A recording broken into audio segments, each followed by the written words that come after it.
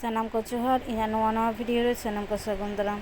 तेहेन दो भारतीय साहित्य खन कुकली तेला बो नेला। पहली कुकली बेत अकय रचना आकदाय? तेला महिषी बेद व्यास। दोसर कुकली बेत रेना हाटिंग तीना आर चेद से? बेत रेना हाटिंग दो पुन हाटिंग। ऋग्वेद, यजुर्वेद, सामवेद, अर्थववेद। तेसार कुकली बेद कथा रिया मेनेद दो चेद? तेला ज्ञान से प्रज्ञा। पुनाना कुकली दो ऋग्वेद रे मंडल संख्या दो तीनाआ? तेला गेल गोटांग। मोड़े आना कुकली झोतो खन मारे से प्राचीन वेद दो ओकाटा? तेला ऋग्वेद। तुरुय आना कुकली अर्थववेद रे चेद बारेते ऑल मेनाआ? तेला जादू मंत्र, चिकित्सा विद्या और दिनम दिन जीवन रिया नियम बारेते ऑल मेनाआ। सात आना कुकली दो अर्थववेद रे तीना खंड मेनाआ? तेला 20टी खंड।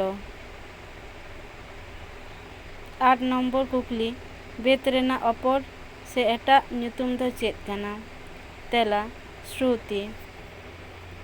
9 नम्बर कुकली यजुर्वेद रे चेद बारेते ऑल मेनाआ? तेला यज्ञ और आचारेर मंत्र बारेते ऑल मेनाआ। 10 नम्बर कुकली बेद रे तीना कांड मेनाआ? तेला बारिया कांड मेनाआ। मिद दो कर्मकांड और दोसार दो ज्ञान कांड। 11 नम्बर कुकली तीना गोटांग वेदांग मेनाआ? तेला 3 गोटांग। 12 नम्बर कुकली ऋग्वेद रे तीना अष्टक मेनाआ? तेला ऋग्वेद रे मोट 8टी अष्टक तहे काना। नोआ 8टी अष्टक गे आरहों 64टी अध्याय रे हाटिंग आकाना। 13 नम्बर क्वेश्चन रामायण अकय तीना गोटांग उपनिषद मेनाआ? तेला 108 गोटांग उपनिषद मेनाआ। ऋग्वेद रे 10 गोटांग उपनिषद ᱧᱟᱢᱚᱜᱼᱟ। शुक्ल यजुर्वेद रे 19 गोटांग उपनिषद ᱧᱟᱢᱚᱜᱼᱟ। कृष्ण यजुर्वेद रे 32 गोटांग उपनिषद ᱧᱟᱢᱚᱜᱼᱟ। सामवेद रे 16 गोटांग उपनिषद ᱧᱟᱢᱚᱜᱼᱟ। अर्थववेद रे 31 गोटांग उपनिषद ᱧᱟᱢᱚᱜᱼᱟ। 15 नम्बर क्वेश्चन रामायण रे तीना अध्याय मेनाआ? 3 गोटांग अध्याय मेनाआ। महाभारत अकये ऑल आकादा? महिषी कृष्ण दैवपायन वेद व्यास। 17 नम्बर क्वेश्चन सामवेद रे तीना गोटांग अध्याय मेनाआ?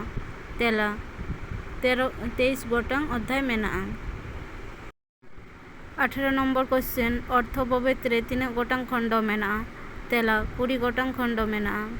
19 नम्बर क्वेश्चन ऋग्वेद रे तीना गोटांग अध्याय मेनाआ? तेला 64 गोटांग अध्याय मेनाआ। 20 नम्बर क्वेश्चन तीना गोटांग दर्शन मेनाआ? तेला 3 गोटांग। सानाम को जोहार। भिडियो बन कुसियाग खान लाइक शेयर कमेंट ताबन पे।